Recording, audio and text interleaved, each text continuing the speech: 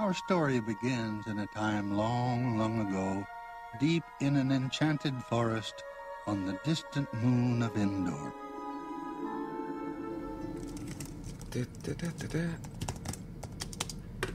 Right, well that's Facebook updated. Now for a cuppa.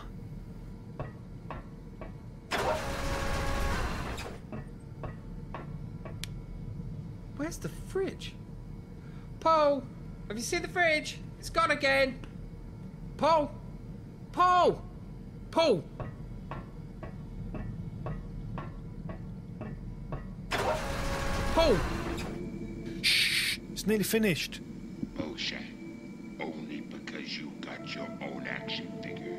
You think you own the place. I do own the place. It is my ship and land. You know how to keep secrets. You've made a living from saying nothing. Don't worry. I'll take it to my grave. Well, looks like that moment has come.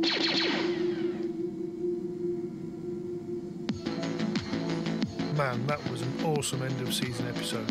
Just have to wait for season 2. But in the meantime, have you seen the fridge? Tars? Yeah, he's here. What? Yeah, put the light on. Okay.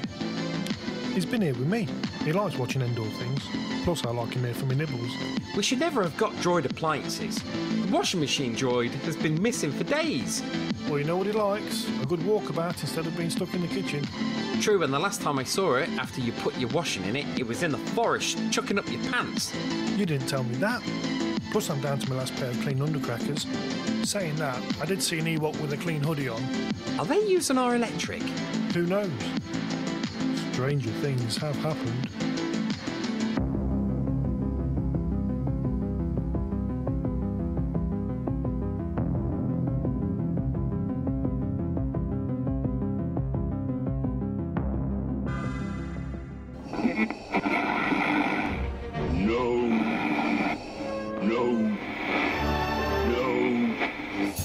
Yes, that's it.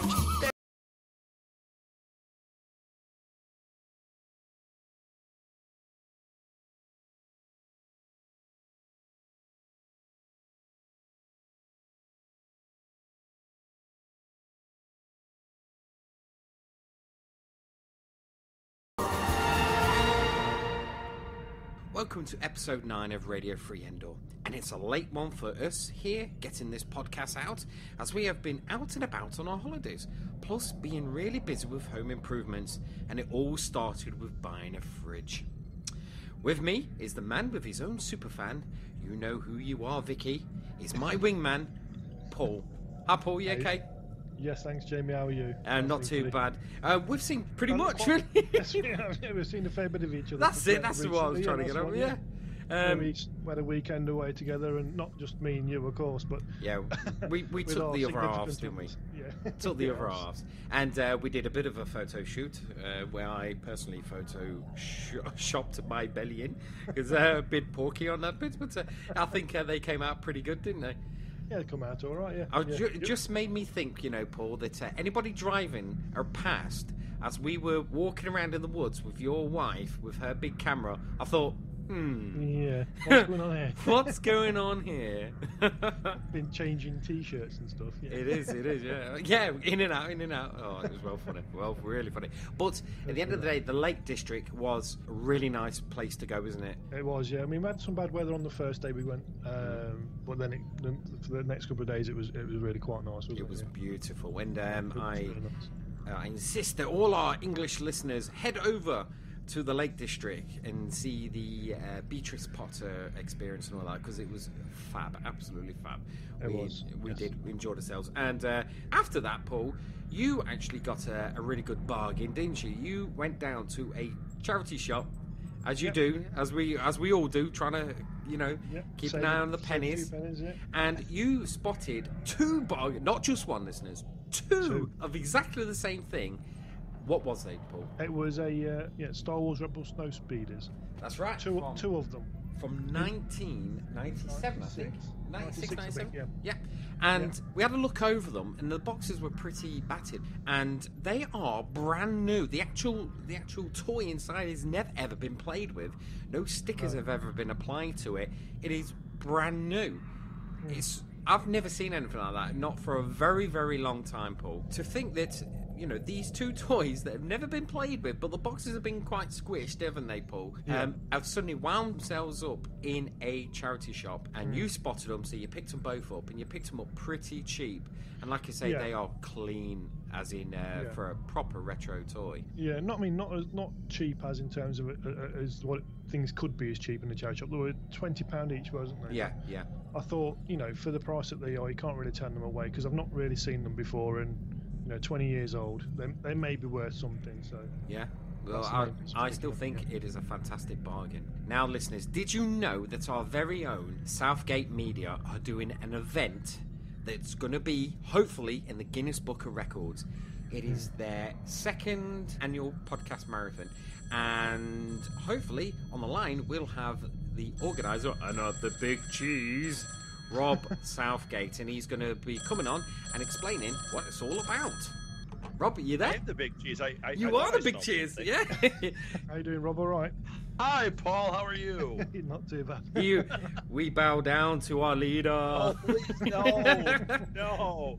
I'm just the guy who puts it on the RSS feed. That's all I am. Yeah, but if it wasn't for you, we us guys won't be here, you know, talking about our passion. And like so many other podcasts that you host, you know, there's a lot of people, a lot of fandom, and a lot of passion that goes into their podcast, and we couldn't do it if it wasn't for you. So thank you very much. Well, and you know, really, when Martha and I started the company, when you look at what this company really is, what you just said is exactly what it is. We're not in it thinking, how do you make money and how do you do this? No, it's about feeding people's passion, giving them a voice, letting them do their art. You guys are the exact prototype of what we envisioned with this company. So I thank you guys. Oh, thank you very much. It's very kind of you. We try and do our best, don't we, Paul?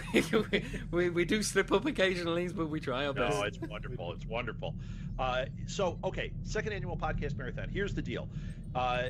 We do live shows at the Blue Box Cafe in Elgin, Illinois, which is the only Doctor Who cafe in the Midwest of America, right? And it's a great place, great food, great coffee, great decor. And we do shows there. It's not all Doctor Who, it's all sorts of geeky stuff.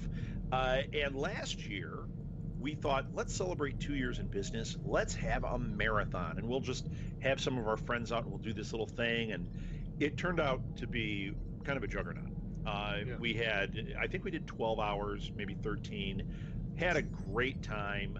Had a number of other podcasts from other networks join in, to the point that we had to keep pushing ours out because we said, well, we really want to open this up to people. And the crazy thing is, all that happened in the last 7 days before the podcast marathon happened. So this year, we weren't going to do one. I said never again. And then maybe 6 months ago, we went, okay, we're going to do one. And we put the word out, and here we are a week away. And we still don't have our lineup finalized, because I still have people saying, well, maybe we got to figure out the time. I'm like, I'm dying here. But we actually have, at this moment, we have more than enough, but I can move things around and fit more if we need to. You have the, sorry. Yeah. I was just going to say, you've got the Guinness Book of Records there as well, haven't you, as well, Rob? Yeah. Well, that was Martha's idea. She said, as long as we're doing this, let's see if we can make a world record. I filled out the application, sent it in. They came back and said, you have no competitor. Just prove that you did it, and you've got a Guinness Book record for this podcast. How do you go about proving that you've done it? Do they actually send the whole thing to them and they sort of count it down? They have. No, they have all sorts of things that they have us do. We have to log some things. We have to take some video. We'll have audio and video from the entire event. And here's what's crazy. Here's the part that they don't know. Because their thing is about doing the podcast in one marathon. It's not about whether it's live in the Blue Box or not. We decided that, one marathon wasn't enough stress during all this. Maybe a month ago, we decided to do 2 marathons at the same time. So we have the live one in the Blue Box, and now we have a live one, 14 hours of live podcasts on YouTube on our channel. It's supposed to be all different shows than what's at the Blue Box. So it's all said and done, 28 hours of new content, all in a 14-hour period. Yeah, it's crazy. Yeah, it is impressive.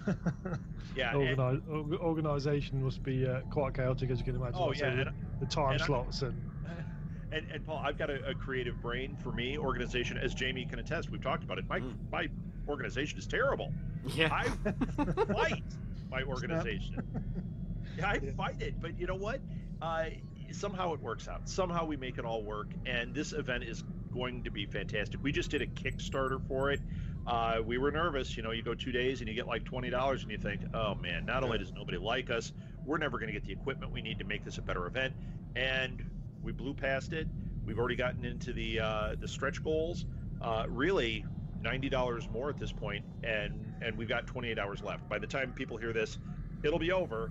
But $90 between now and 28 hours is very doable, and that gets us everything. We got lighting setups. We already ordered it all too. We got lighting setups. Excellent. We got a really nice 12-channel Mackie mixer. We have a PR person promoting us. We have all sorts of things that in the past we never got to do. So somehow it's going to look like we're organized. It's going to be a spectacular audio marathon, isn't extravaganza. it? Extravaganza to the ears. Yes. So that is Saturday, October 1st. It's going to be 14 hours. Now, this is America time, Central time. It's 7:30 a.m. CST to 9:30 p.m. There is a chance it might extend a little bit. I'm really hoping not, because you know who has to be there the entire time. But if so, I'll do it. Plus, we didn't have other people manage the YouTube thing. So at the same time we're doing this, we will be managing the YouTube marathon from there on the stage at the Blue Box. It's going to be nuts. Yeah. But here's the other thing we just decided. You guys are getting the exclusive. Okay? Exclusive! Boom! Yeah. We're not done. We are not done with these marathons. So already people are asking us about next year, and we're going, I don't want to do it. Of course we're going to do it, right? Yeah. But that's because we're with the new idea. Here's the exclusive to you guys. Okay. We are doing this YouTube thing. Even though we didn't fill the space yet, it will fill. But we have so many great ideas for it and so many people interested, including people like you. I've got so many people overseas that would like to be involved. Yeah. We are going to do a YouTube-only podcast marathon. I believe we're shooting for January. Okay. And we're just going to put it on our channel, and it's going to be interesting podcast after interesting podcast, just one big mother of a stream. And nice. that is something we have not announced anywhere. In fact, we're working on a business plan for it right now. You guys get the exclusive on it. Well, thanks for that. That's awesome. I expect Radio Free Endor to make an appearance. And to sweeten the deal for you guys, I'm going to see if we can work out the time with you guys. I'm going to see if I can get you guys a special guest. Okay. Oh, you know me. Really good, yeah. I know everybody, so tickets to Chicago would be even better. Okay, good luck with that. Let's start that Kickstarter right now, Paul. Get it down there. Sell these toys. No, not my toys. They're collector's items. You guys should do a Kickstarter to come to next year's. You never know. What if it happened? Oh, God, yeah. That would be funny, wouldn't it? Got quite a few followers, so Yeah. Oh, 6 of them. No, that's not true. And your audience is going to grow exponentially. I know it. It's a great show. I actually had somebody today who was a fan of the show when Jonathan was hosting it, mentioned to me. I saw them. I talked to him today, and they said, yeah, I really like the show. And I said, those new guys, they go, I love those new guys. It's like a different show, but I love them. Hey, you know what? That's a ringing endorsement, because when you shift hosts, you can lose people. That's very true, yeah. You didn't. You've done nothing but gain. So hey. I applaud we aim to please. Well, my wife has always said that I'm special, and I'm starting to believe it. Jamie, that's a different type of special. Oh, is it? You're not quite clued in, but that's okay. Okay. Special people don't understand that. Here's the other thing about the marathon. All 28 hours, we are going to edit them down into videos. So each of them will be like an episode of a video on our YouTube channel. So if you're watching the YouTube thing and you can't see it at the Blue Box, no worries. You'll get to watch it later. Same thing with the podcast. All of it will be edited down into podcast episodes so you can hear the entirety of the marathon if you choose. The one that we did last year did have quite a few listeners and a lot of great feedback, and it's such a great mixed bag. We have a lot of podcasts that aren't ours, from Southgate Media on this, and we have a block of, I think it's 2 or 3 shows that were nominated for podcast awards this year. Yeah, not even ours. I mean, we've got them on the marathon, but we had our own. We've had 2 from ours, and one of them is going to be on the YouTube channel. Fandom Zone was nominated for a Parsec Award, and they're going to be on the YouTube channel. So, just lots of great stuff. It's going to be a fabulous. I can't wait. Well, wish you the very best with this marathon as well. So, fingers crossed for it as well. Yeah. Hopefully, Paul, that we'll be making a special podcast sometime for this marathon. So, listeners, you probably will hear us, but hopefully will be later on in the day because we have to put everyone to bed before we can do our podcast. Otherwise, it's just too much. It's just chaotic in the house. Right. I will move anybody I have to. Guys. Okay, excellent. We'll try and see what we can do. And if not, we'll have you on in January, and there you won't have any excuses. That's right. We're bound by rules for that. Bound by rules. Well, we'll have our Kickstarter in place, won't we, Paul? You know what I mean? And we'll be there. You know what I mean? In Chicago. I would love it. It would be. I'll tell you what. Chicago is one place I've always wanted to go, and anything's possible, isn't it, Paul? At the end of the day, anything's possible if you put your mind to it. Okay, I'm gonna give you guys a nugget then, and this is something the listener may not care about. We like nuggets. If you were paying, you do. If you were paying attention on our Facebook feed, it's a private feed. So listeners, if you want to plug your ears, this is private. One of the guys suggested we do a Southgate Media Group massive meetup. I think we're going to shoot for either 2017 or 2018 in Chicago. So there's the one. Maybe you don't worry about the marathon. We make our own marathon. You guys set yourselves up with a Kickstarter when we're going to do that. I'll get you all the details. If you guys showed up, Ricky's over there in London. Yeah. How great would that be? Oh my God. Yeah. Oh my God. Massive Southgate family thing going on. And you know what? It'll still be the podcasters from Chicago that don't show up. You know that's how it's. I've come 4,000 miles. Yeah. It's you two and Martha and Molly and I, and we're like, well, nobody else showed up, but well, let's go for it. Let's just get all our notes and go for it. Yeah, we'll get you the details. Go ahead. We'll definitely have the details, won't we, Paul? Now, I have to say that I've watched some of your shows that you take place at the Blue Box Cafe, and I absolutely love it. It's proper Doctor Who stuff around. And if I could ship my tiny TARDIS that I built, listeners, over to you, I would. I will give you that to have its pride in place there. But it's so big. God. Shipping on that would be ridiculous. Yeah, see a Swapsy coming on. The last time they tried to ship one of those over here was on the Titanic, and you know what happened there. Yeah. Ooh, spoilers.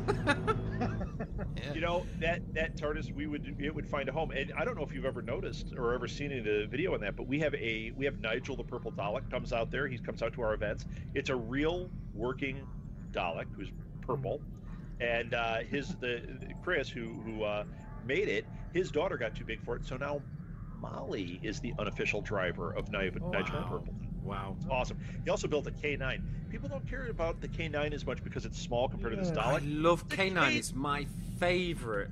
If you saw this, you would flip. It is K9, and it's remote. He has it moving around. It's making the noises. You're like, oh, I love it. That's just brilliant. Because my son, I've just bought my son the Lego Dimensions Doctor Who pack. And one of them is you build the TARDIS and you also build K9, and I was like, oh, that's really nice. That's going on my shelf when he's not playing. I figured you bought two so you could put the K9 on your shelf. Oh, you know me too well. You are like me though. It's the ships.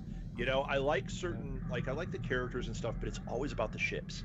It's always about the robots or the ships. Like for me, Doctor Who is all about like K9 or the Cybermen. I love the design on the Cybermen. Yeah, Cybermen, it's always that stuff. Star Wars, it's the ships. I love it. Yeah, I think that's why you like Kylo Ren too, because he's got the mask on and he's got that really slick design. Love it. Yeah. I went and bought, when the film The Force Awakens came out and it was in 3D, I bought the official 3D glasses of Kylo Ren's head. Unfortunately, I couldn't get them over my glasses, so I handed them to my mate to watch the film. Oh, man. You need... Still worth it. Yeah, they're on my show. Actually, they fit my son better than me, so every time I put a 3D film on our TV now, that's how he watches it.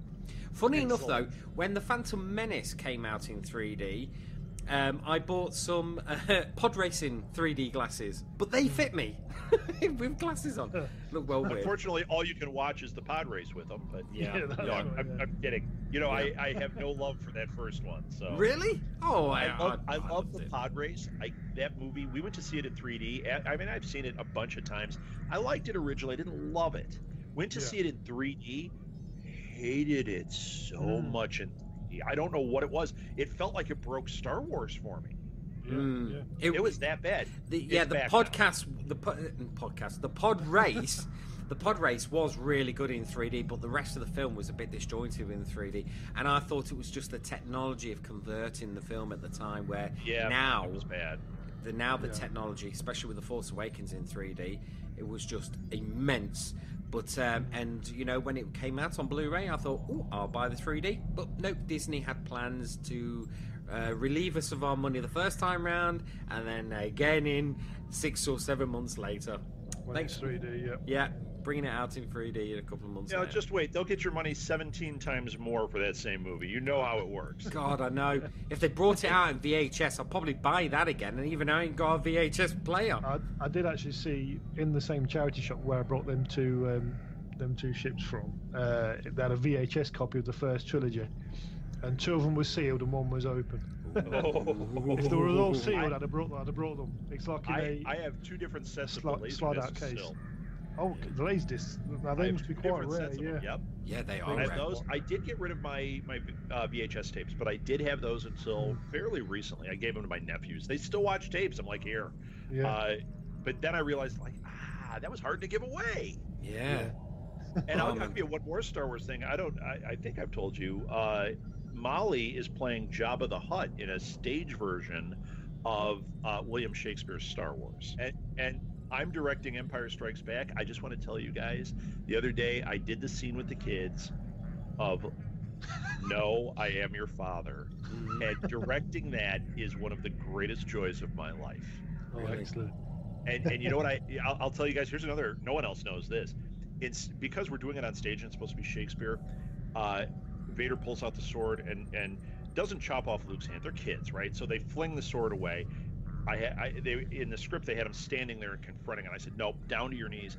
And the way I get him to my knees is Vader pulls a small blade from his belt, and he does that thing where they cross the lightsaber and a small blade across Luke's neck and drive him to the ground. Whoa! And then Luke says, "I know, you're not. I know about my father. You killed him. No, I am your father." The person I was with, the other director, got chills and was like, "This is better than the original." I'm like, "Yeah, 2 blades." So yeah, when we get that, hush hush, I'll get it to you so you guys can see it. It's that'd be so good. Well, if you need anyone to play Yoda, I do a very good Yoda, and let's just see if I can do Yoda in a Empire Strikes Back. As in William Shakespeare. So I go, this is my Yoda warm-up. Okay. Yes. Yoda, nay, try thou not, but do thou, or do thou not, for there is no try. I love it. You're cast. I love it. That was really hard to read. I was like, what? Yeah, this is. Yeah, it's funny when we were reading through the script, I'm like, oh no, you got to say it this way. I kept doing all the voices because you can't help it. Yeah, you can't help it, and the kids love it. Chewbacca's supposed to be anguished when the scene where he frees Han in carbonite, you would flip. I keep it on stage so you see the actor actually freeze. It's heartbreaking. But I did Chewbacca because, of course, the Chewbacca's like, just standing there. I go, no, you got to be in English. And they're like, ah. And I went, no. And they went, oh my gosh, it's Chewbacca. Like I didn't do a great one there, but I did a great one. You have to warm up. I do have to warm up. So, you know what, guys? I have got to run. This has been a total pleasure. But as you know, I've got a marathon I'm working on. That's and right. Yep. a master's program and everything else. So busy. I gotta go. But thank you for all you do, and thank you for having me on. And everybody, listen in. Check out that YouTube channel, and then afterwards, check out the podcast, check out the show, and give to their Kickstarter when they kick it in. I want to see RFE in Chicago. Yay! That'd be brilliant. Well, thanks, Rob, for coming on. It's been an absolute pleasure. We'll talk to you. It always is, isn't it, Paul? It is, yes, it is. Yes. So thanks for coming on, Rob. And you just get back to being busy. Oh, I will. And once again, guys, it is truly my pleasure. Thank you so very much. Thank you. All the best, Rob. See you later. Take care. Bye. That was great speaking to Rob, Paul. It's really nice to have the big boss on our show. It is, and it's the first time I've spoke to him, and he is a real nice chap. He is a nice chap. And hopefully, listeners, tune in to the live podcast because it'll be a lot of fun. And hopefully you'll see us. Hopefully. You never know. You may see us, yeah.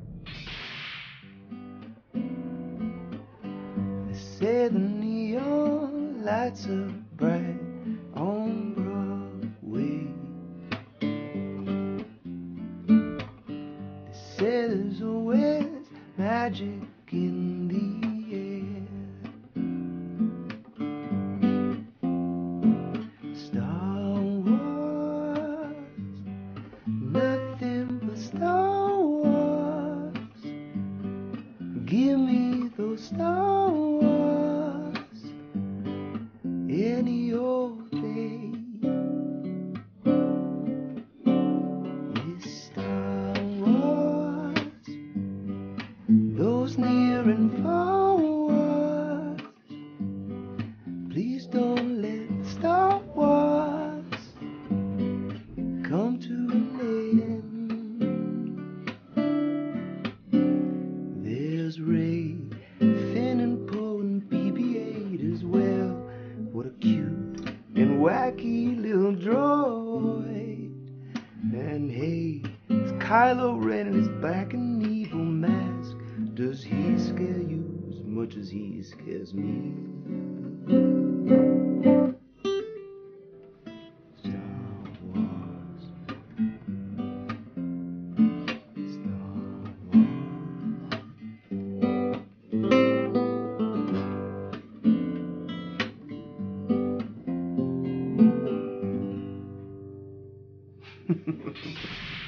Right then, Paul. There's been lots of news which many listeners have probably already heard on the various Star Wars podcasts that are about on a daily basis, but we like to put our own spin on things, don't we, Paul? We do try to, yep, we do. Now, the big news that shot over the internet, that Alexander Desplat has been replaced. And Michael Giacchino is taking over to do the music for Star Wars Rogue One. Now, this is big news because apparently it's to do with the reshoots. And Disney is saying that Alexander Desplat hasn't got the time to do the schedules to do it, and it's just not happening. So they're bringing on Michael Giacchino to do the score. Now, to me, Paul, Michael Giacchino is fantastic. He's done all the reboot of Star Trek films. He's done Jurassic World. He's done The Incredibles as well. That's a great score. And he did the music for Star Tours in Disney's park. Now, he is, if it wasn't John Williams, he is Mr. Star Wars when it comes to music. Plus Kevin Kiner does Star Wars Rebels. He does really good, variants of John Williams' music. Now, Alexander Desplat, it's probably not pronounced Desplat, but we should call him Desplat. Now, he did the last two Harry Potter films, and I was praying that John Williams would return to do the last two Harry Potter films, and I know that John Williams did really want to come back and do it, but they gave it to Alexander Desplat. Unfortunately, They're all right. Nothing to, right, and especially the end bit. And I have to do, I've got the soundtrack on my iPhone, and there's a lot of tracks that I do miss, and end up going back to a John Williams track from the first 3 Harry Potter films. So, to me, this is great news, because I really like Michael Giacchino's music. Alexander Desplat's music, I don't know, for certain films, for certain genres, he's perfect. For a Star Wars film, I don't know.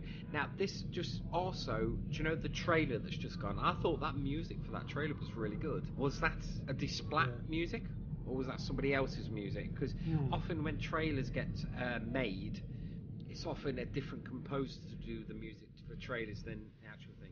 Yeah, wrong. Because I remember, years ago, it was actually, you get your composer to actually do a trailer music. Because sometimes it gets released on their albums right at the end as a bonus, the trailer music. But this, to me, this is great. What we read about it was that Desplat was originally slated to compose the film's core, but the film's extensive reshoots over the summer have thrown the original post-production schedule for a loop, and Desplat is no longer available. As a result, Disney and Lucasfilm have turned to Giacchino, who has a long relationship with the studio. He's been various divisions, along with scoring 2 other Disney films, Zootopia and Doctor Strange. He's doing them too. Well, that'd be really good. And he also became the first composer to work on a Star Wars movie other than the film's iconic John Williams. And we know that John Williams will be returning for the following Star Wars films. So maybe all these reshoots have been like a could be, blessing in disguise but they're also changing the tone, aren't they? Changing the tone. Now, what have you got on news, Paul? Yeah, the next thing is Rogue One won't do Force Awakens money, apparently. There was a presentation at the Goldman Sachs Communicopia event this week, and the Disney chief, Bob Iger, revealed he had just met with Lucasfilm head Kathleen Kennedy to map out Star Wars movies from 2021 and beyond. He had also confirmed he had recently seen a rough cut of Rogue One, A Star Wars Story, which marks the first standalone film in the series.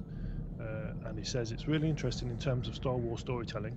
Star Wars has only been told as a saga, and this is a moment in time, and we love what we've seen. So it should be good, at the end, especially at the end of the day. He's the big chief for Disney, and the money is there, isn't it? So if he thinks it's a good copy, good copy, what's he do? Download it?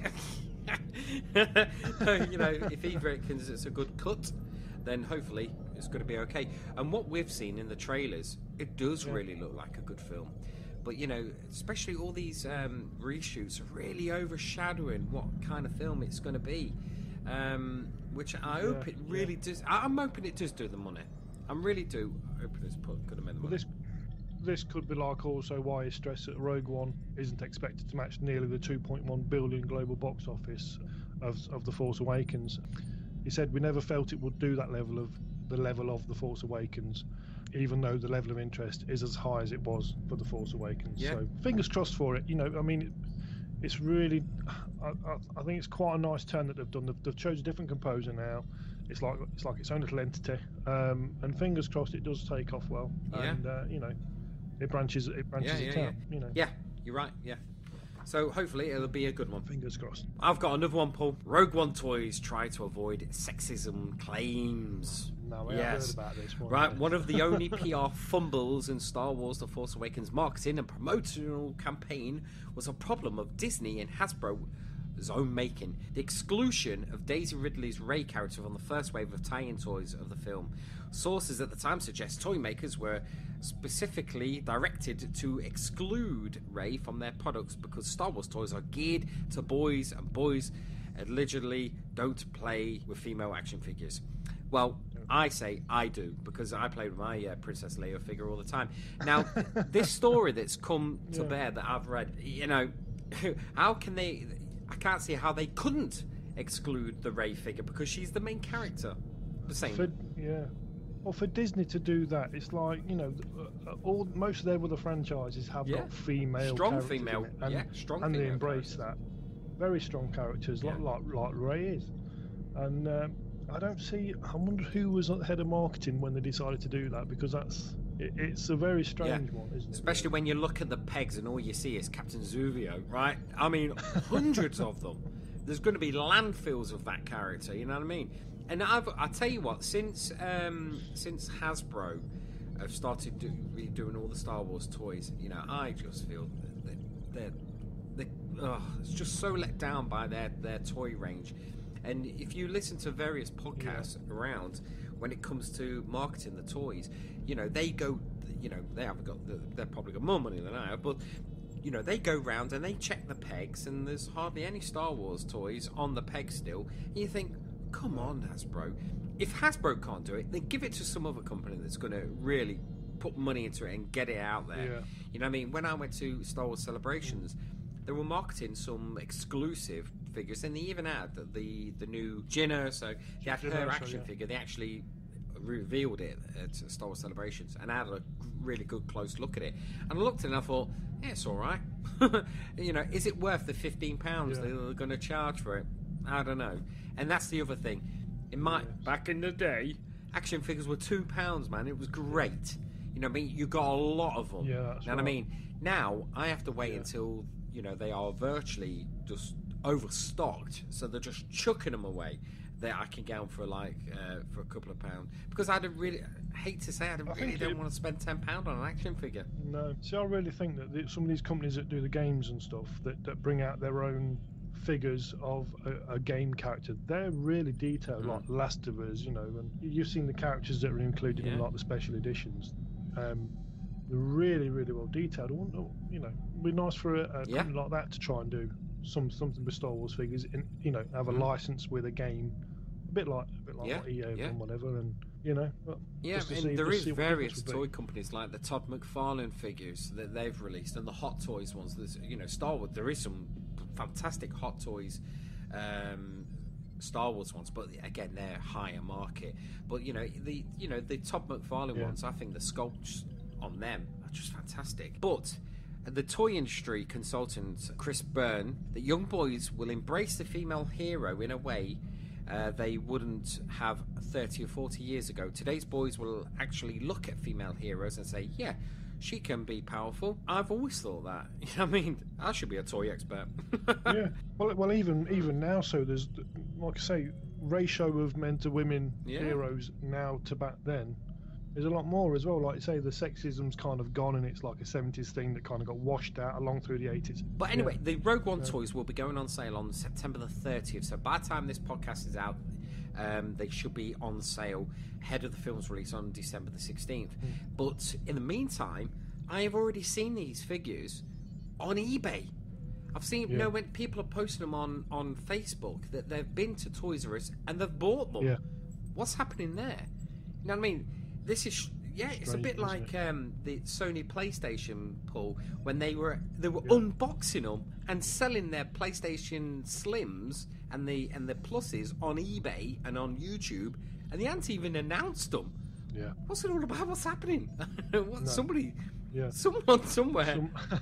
Someone's got a warehouse for friends in high places. So, what's the next story, Paul? The next story is about Yoda and his past being explored in the Star Wars comics. Oh my God! So Han Solo is getting his own spin-off film. Boba Fett is rumoured for one of them. And at one time, a while back, there was talk of Yoda getting his own Star Wars film, which would look at his younger years.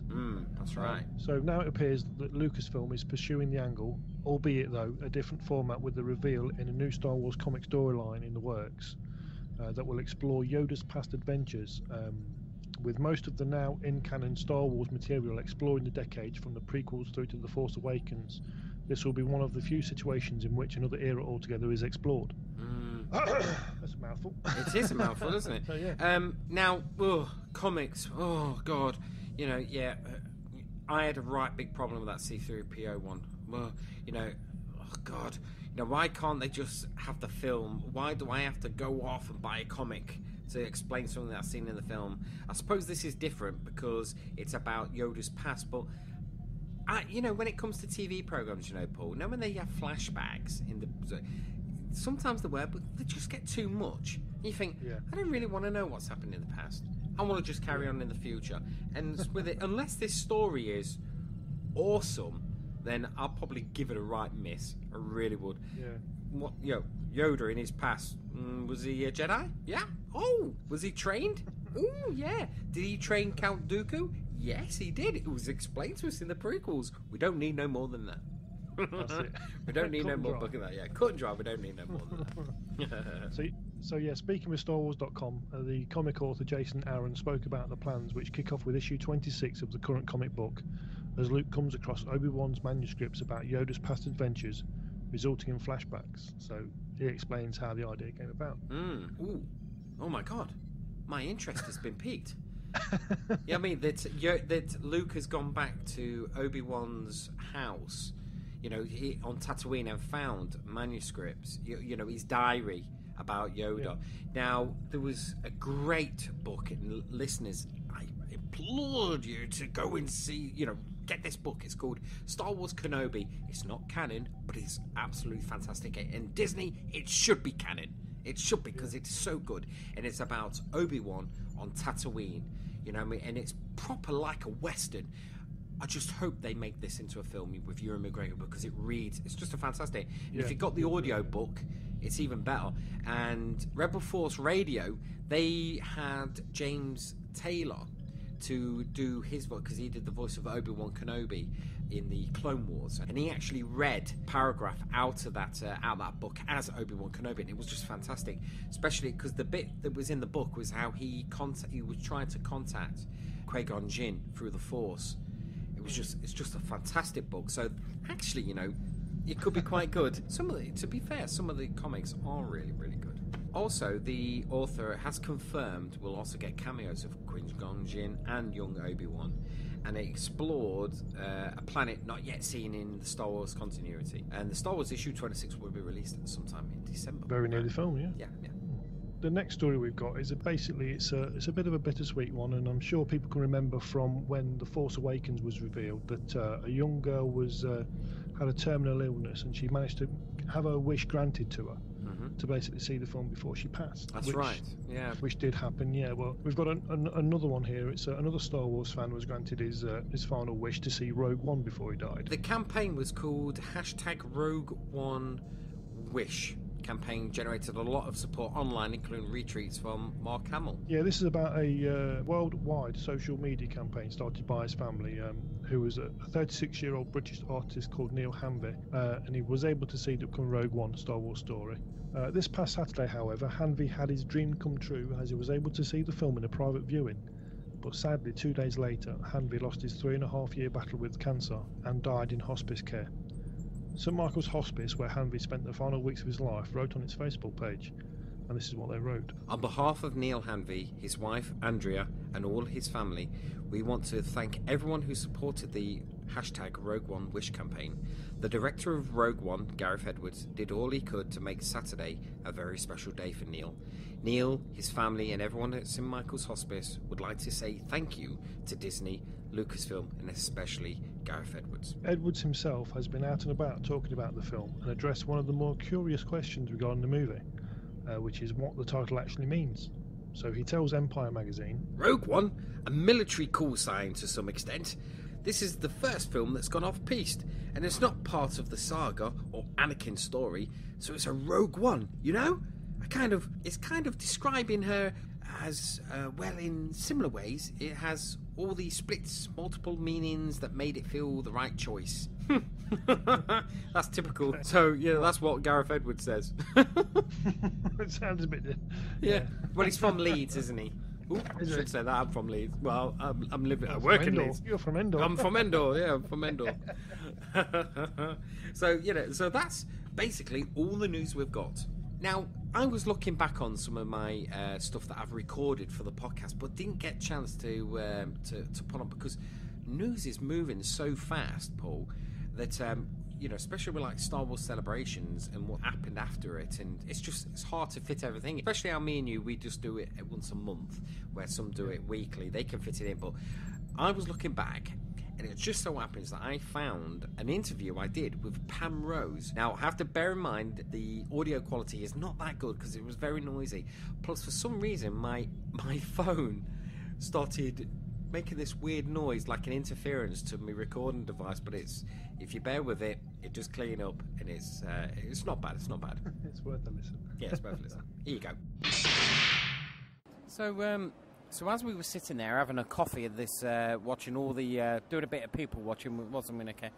That Pam Rose, who appeared in the first Star Wars: A New Hope in the canteen scene, she sat down to have a bit of a coffee, and I grabbed her just for a quick chat once she'd finished what she was having to eat, and this is what she said. I'm here with a young man from Radio Free Endor. We're at Star Wars Celebration in London. Good afternoon. Hello. What was it like being in Star Wars at the time? Well, being the first one, we didn't really know. We did a small thing, a 5-day shoot of the interior of the cantina. Outside was done in Tunisia. The band was put on in the USA.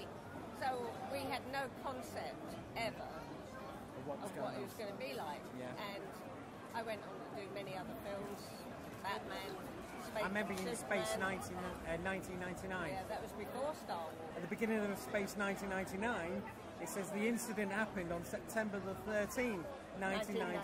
And I was born on September the 13th. She goes, that's going to happen on your birthday. And 19, I was like, what? At the time, it was, and it, of course, when I was like, yeah, I think it's really going to happen. Well, as a business, I used to run a casino in London. Really? Yeah. And the last job, I was there for just over 20 years. I took redundancy. Yeah. And joined my old agency. Yeah.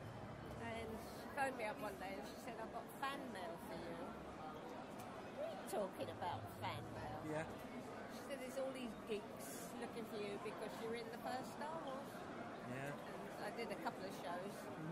But last year I did 33 conventions. I saw you at a couple, because me and my wife, we actually sell cupcakes at a couple of them. I don't know if it is you walk I'm not around. a customer then. No, you have walked past. Yeah, but I think I've told you I haven't got a sweet tooth. I think so, yeah, because I think I did offer you something. I don't. So you was also in that L Street, the film. Yeah. What was it like? Go revisiting, seeing all the your co-stars. Well, I've been meeting a lot of the co-stars now at the events. Yeah. But there's some people you haven't seen, like Richard Armentier. I'd never met him until I did the events. Really? Kenny Baker I knew. But most of them, they come in, do their job, off they go again. Yeah. It's like Mark Hamill, he was just a young kid. And when I made Star Wars, I was 28 years old. So I'm getting old now. Never thought. I'm 69 next month. You don't look it. Oh, thank you. That's okay. Take your glasses off. Yeah, so, as I say, I didn't really... People say to me, what DVDs do you watch and stuff like that. I haven't got a DVD player. Really? No. Oh, you should get yourself one. No, because I'm too active. I'd rather be out in the garden or now I've moved to the seaside last September. So Which seaside? I'm between Brighton and Eastbourne, a little town called Seaford. Yeah. And I'm about 2 minutes drive from the sea.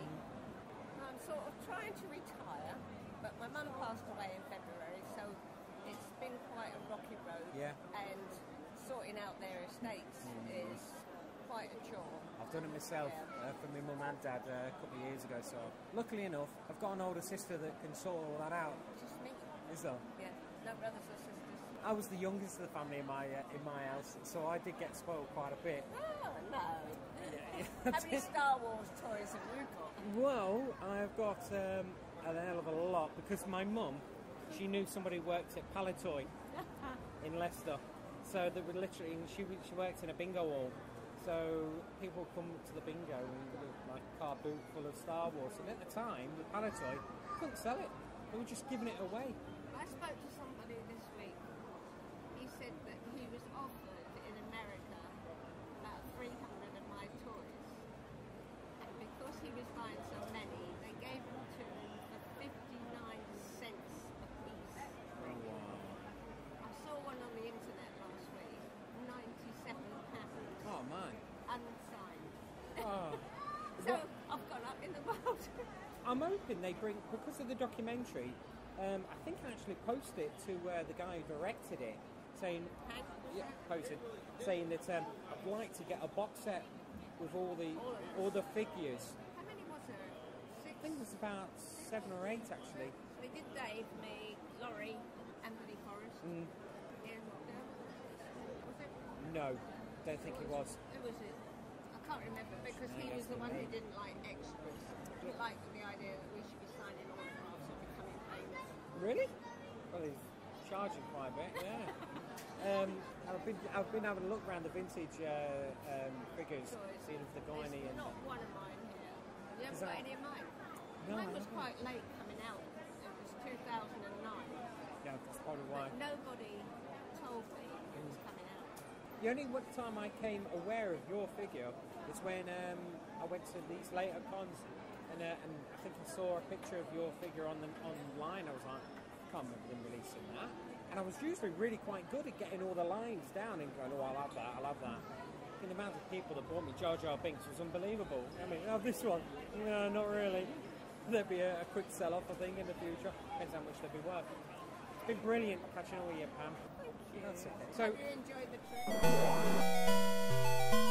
Yahoo! You're all clear, kid! Well, here it is, the most eagerly awaited arcade game of the year, the brand new Star Wars. Sound familiar? Let's check out the action. Now, as Luke Skywalker, your mission is to reach the Death Star and find the tiny exhaust port that's the only spot vulnerable to your proton torpedo. As play begins, R2-D2 is flying, so all you have to do is blast away at the fighters and avoid the fireballs. Then you take the controls and navigate through the towers and bunkers on the face of the Death Star, looking for the exhaust port. The voice of the flight controller helps you through the game, and you hear other familiar characters from the film. Each time you're hit, you lose one of the shields protecting you. The third and final phase is in the trench, surrounded by gun turrets firing lasers. If you can dodge them all, you find the port where you have just seconds to drop the proton torpedo.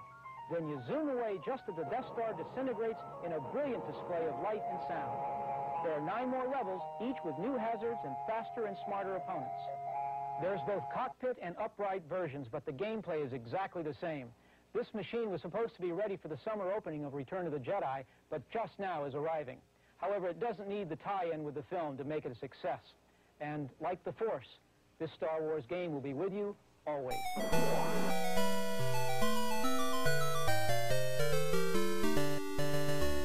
Retro gaming. Now, I love retro gaming. And that original Star Wars arcade the sit-down one was just awesome. I loved those vector graphics and those special, and that music. It was just fantastic. And, you know, and then eventually as you grow up and those machines get chucked off, die the day and get chucked into the skip of life, what happens? What have we got, Paul? We got nothing. What we're going to do? And then people start bringing all these games back on MAME and stuff like that. Yeah. And then it's fantastic. We're back in the 80s.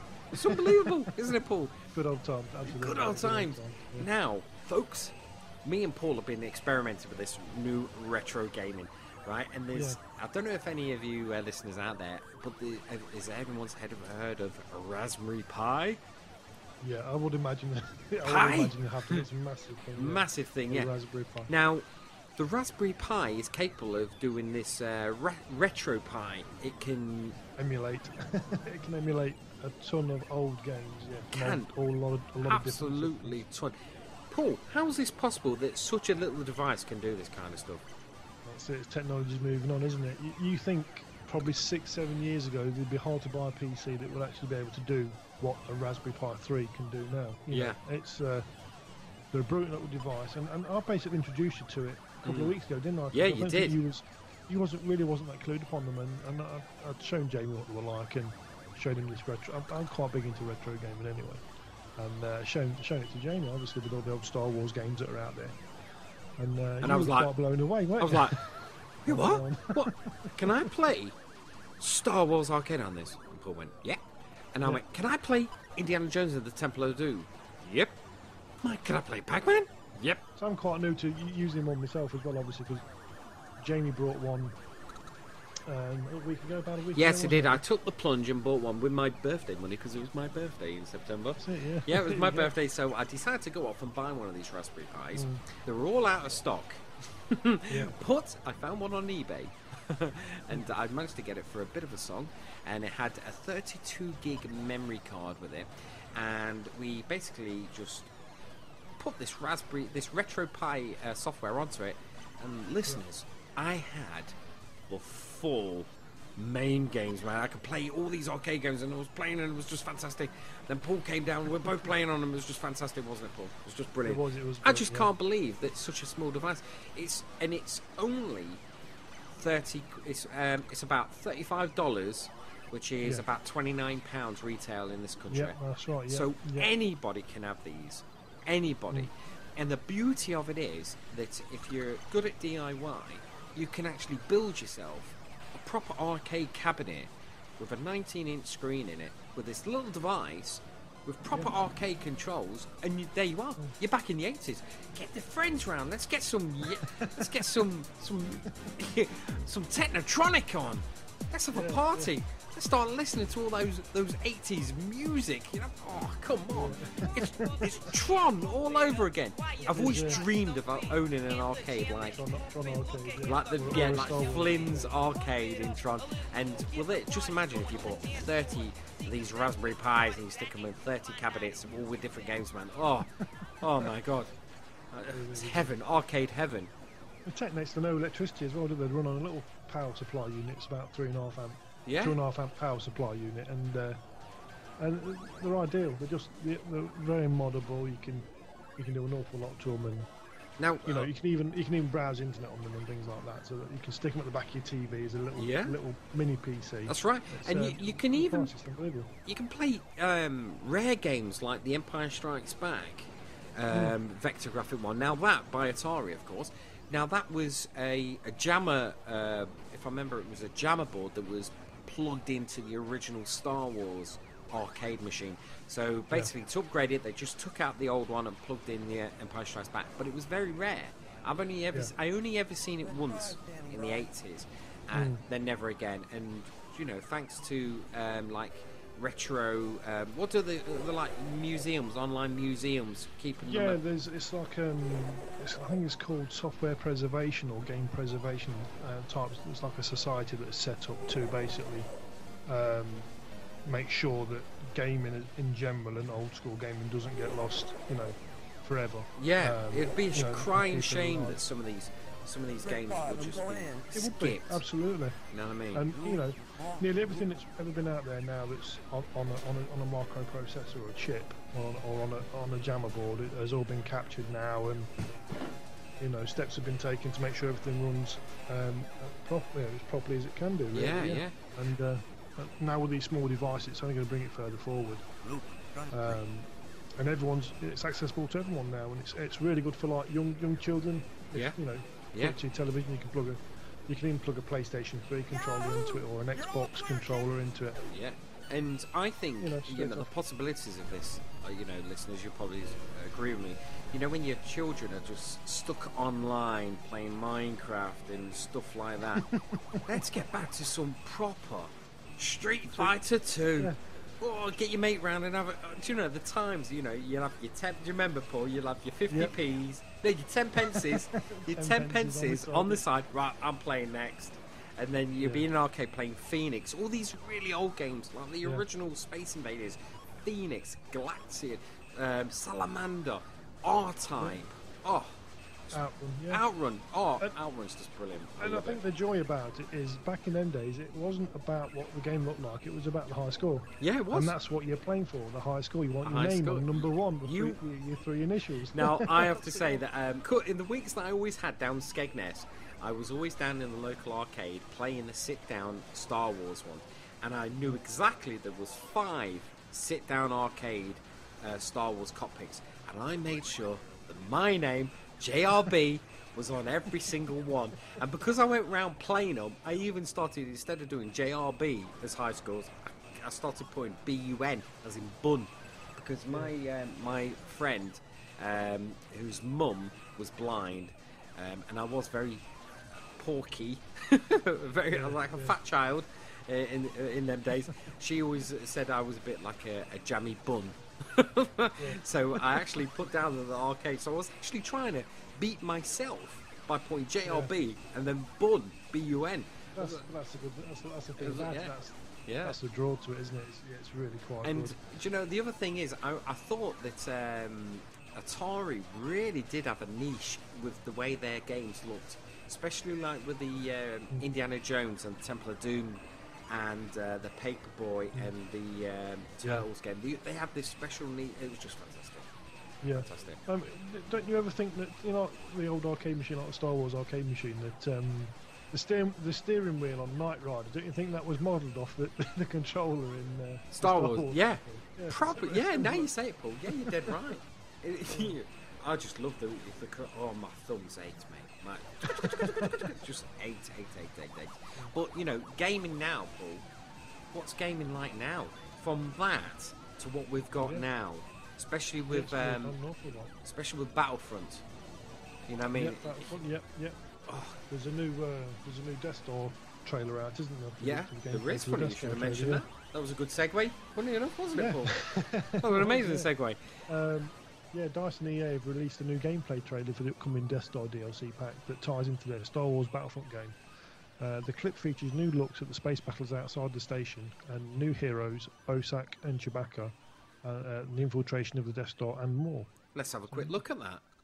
Well, or let's have a quick listen to that.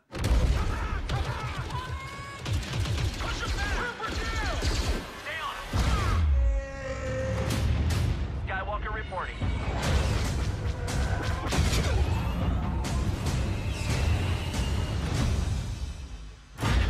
Always attack the destroyer and get our assault teams aboard that Death Star. Target lock acquired.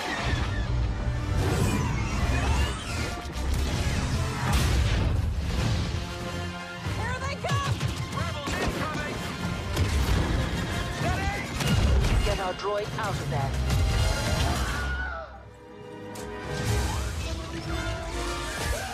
Well done. Now head to the hangar. Bosk, deal with the rebels. Time to hunt. Fall back!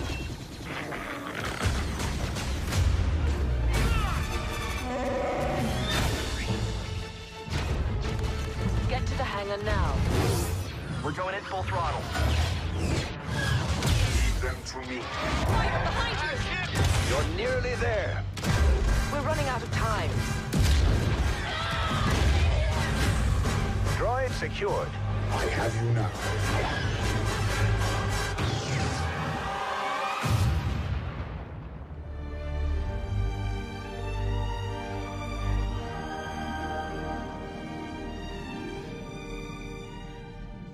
You can also take your starfighters to space in an all-new game mode and hop into the cockpits of Darth Vader's TIE Advanced or Luke Skywalker's Red 5 X-Wing. The new DLC debuts for season pass holders on September the 20th, so it's out now. It's out now. And do you know what? I can't play it. Do you know why, Paul? Because my hard drive is full of Minecraft. So I can't download Minecraft videos. Yeah, so I can't download it yet, so I've got to do a good clear out. But I am waiting to see this VR. The VR for this Battlefront. Should I pay the money for VR? You know what I mean? Should I, Paul? What do you reckon? If you've got the money, I would say yeah, but do you need to buy the PS4 Pro to play it properly? That's the question. Yeah, that's the question. You know, so then it becomes really expensive. I mean, it's expensive anyway, but if you got to buy the PS4 Pro to get the better quality out of it, then it's you're talking £800. It's over $1,000 basically. That's right. Unless you're playing on the high-end VR, which I did at Star Wars Celebrations. Yeah, that'd be a different ball game. I did actually record some stuff about us being on the VR with Trials of a Tatooine. So we'll just have a quick listen to what I recorded then. Just about to go into ILM or XLAB to see a virtual reality of Trials on Tatooine. Me and my wife, Nikki, we're just about to go in and experience it. It's going to be played on a Valve HTC Steam VR. powered by GeForce GTX VR Ready. Apparently, we've just been shown a small video about it, so it looks like it's going to be pretty damn awesome. What do you reckon? You look forward to it? Yeah. Okay.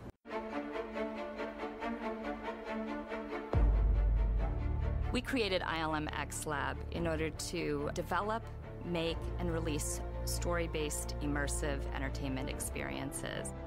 We have the creative and technical ability to really push the boundaries and put forth ideas that are very experimental.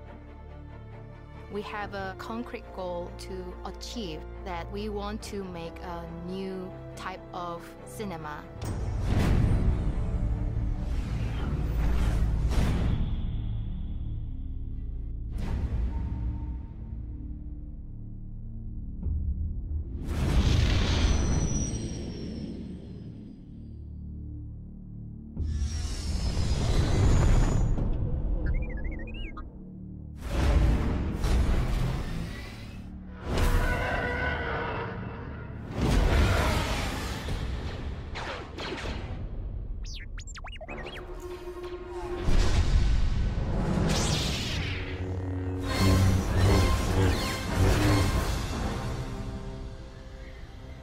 We've just come out of the ILM XLAB experience, the VR experience.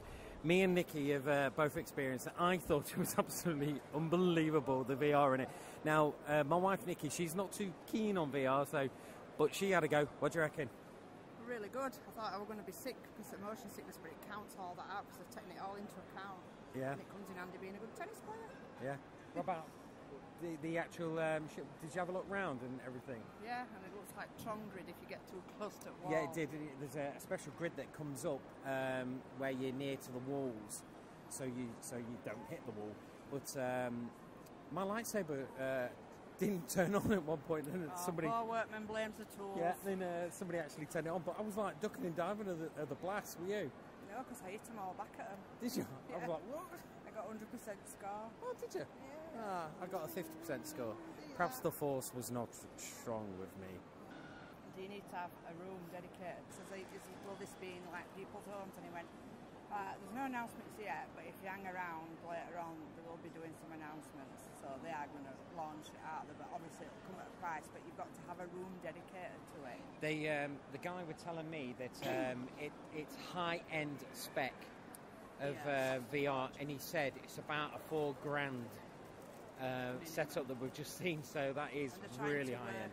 On it being wireless, but they can't get rid of the lag to be, because that's the thing that if there's a little tiny lag, a fraction of a second, that's what causes the nausea. Yeah, and there was a lot of cables coming out of the back of our heads, wasn't there? Like Predator. And the guy filmed me doing it, so got some filming me doing it actually. So the only trouble is I am very focal, and I have to stand like looking up slightly because of the distance. I took my glasses off and I could see all right. Which, oh my God. Yeah, well, the young lad, he said, take your glasses off, you'll be fine. And I was. There was some bits that far away, I was like squinting a little bit, but I'd like to try it with my glasses on, see how it played out. But I thought it was fantastic, absolutely fantastic. But out of 10, what do you reckon? 10. I think it was a 10 as well. That was absolutely brilliant. Absolutely brilliant.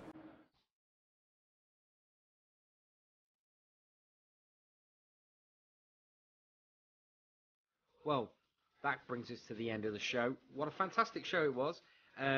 Sorry for it being late, listeners. Like I say, a lot of things have happened, especially with the holidays. But it was so great to catch up with Rob. And it was so great. Yes, it was, yeah. So great to get that little interview I had with Pam Rose as well, bring it to you, because I think it was just a quick snapshot, because she was just sitting there, she wasn't, off the cuff, off the cuff. It was great. It was great to listen to her about her experiences. Yeah. And like I say, yet again, thank you, Rob, for coming on. That was just brilliant. Especially with his podcast, the marathon that's coming up. Especially getting in the Guinness Book of Records. That'd be amazing. Yes, I'm very tempted to try and make an extra effort to try and get on that. Yeah. I am as well. I've always wanted to be in the Guinness Book of Records. Unfortunately, belching It's not a Guinness book it's, to get me a reward. Some records you just have to stay at home, don't they? You can show your love for this podcast with an official Radio Free Endor t-shirt, which are available at TeePublic on the poll. They are, yep. And also, iTunes is the best place to download us. And while you're there, please give us a 5-star review. Because we need 5-star reviews, don't we, Paul? To get us kickstarted, yes. Yeah. We're going to have to try to get this Kickstarter going for getting across to the US. And we would thank every single one of you for sending us to Chicago. Right, you can also reach out to us on social media. So search for us on Instagram, Periscope, Twitter, and on Facebook. But we'll...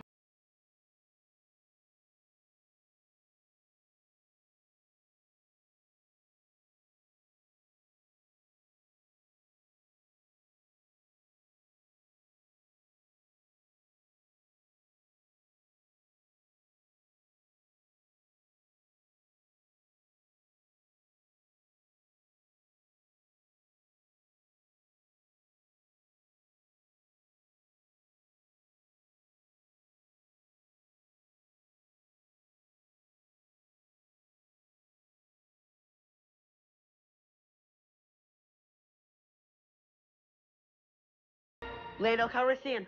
Would you shut up about Lando? I don't feel good about this. Mental.